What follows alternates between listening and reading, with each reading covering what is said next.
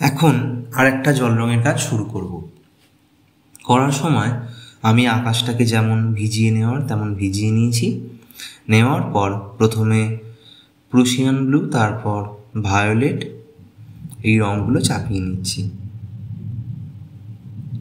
নেওয়ার পর আমার এই পুকুরের ধারের যে ভাঙা অংশটা রয়েছে, অনেক সময় দেখা যায় যে পুকুরের বা কোনো দিঘির পাড় যখন আস্তে আস্তে ভাঙতে শুরু করে, ভাঙন ধরে, তখন সেই ক্ষেত্রে তার চারপাশটা এমন একটা দেখতে লাগে।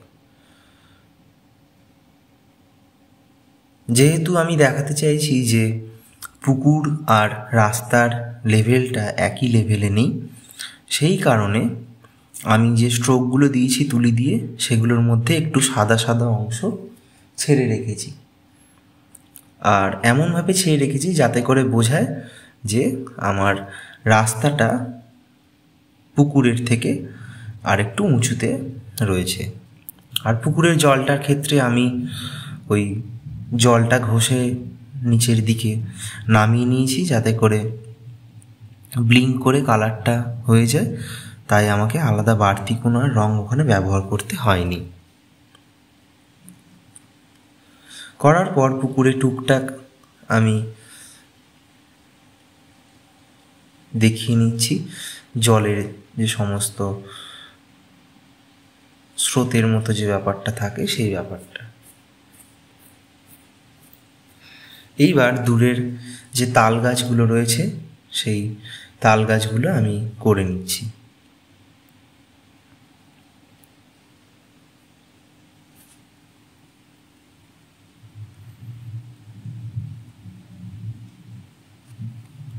রাস্তাটা করার ক্ষেত্রেও আমি কিছু কিছু জায়গা সাদা ছেড়ে রেখেছিলাম, সেখানটা একেবারে পুরোপুরি রং দিয়ে ভরাট করার চেয়ে ওরকম দেখতে ভালো লাগে। আর দূরের অংশে কি হয়েছে না, ওইখানে জলটা জমেছিল, জমে থেকে নিজেই শুকিয়ে গিয়ে একটা দূরের গাছপালার মতো একটা বেশ সুন্দর একটা টেক্সচার এনেছে। আমার তো বেশ ভাল লাগছে ব্যাপারটা। ওটা আমি আসলে নিজে থেকে চাইনি ওরকম কিছু করতে, আসলে এই ফিগারগুলো যাতে বোঝানো যায় তাই ওখানটায় একেবারে আমি খুব অল্প রং ব্যবহার করেছিলাম। ওখানে জলের পরিমাণটা বেশি ছিল, সেটা দেখছি শুকিয়ে যাওয়ার পর ওরকম একটা সুন্দর টেক্সচার এনেছে। এবার দূরের ফিগারগুলো আমি করে নিচ্ছি।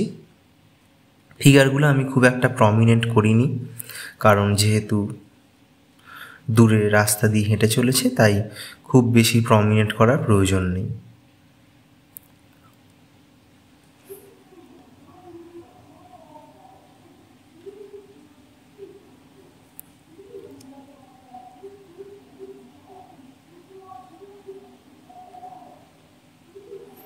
মানুষগুলো করার ক্ষেত্রে একেবারে সরু তুলিটা আমি ব্যবহার করছি, যাতে করে আমার ছোট ছোট কাজগুলো ভালো করে ফুটিয়ে তোলা যায়।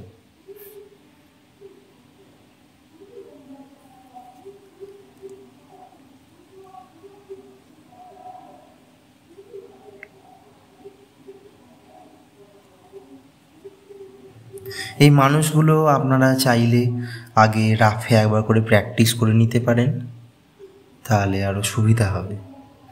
আর মানুষগুলোর মধ্যে যে হেঁটে যাওয়ার একটা যে মোশান, সেই মোশানটা যেন ধরা পড়ে, এটা খুব প্রয়োজনীয়।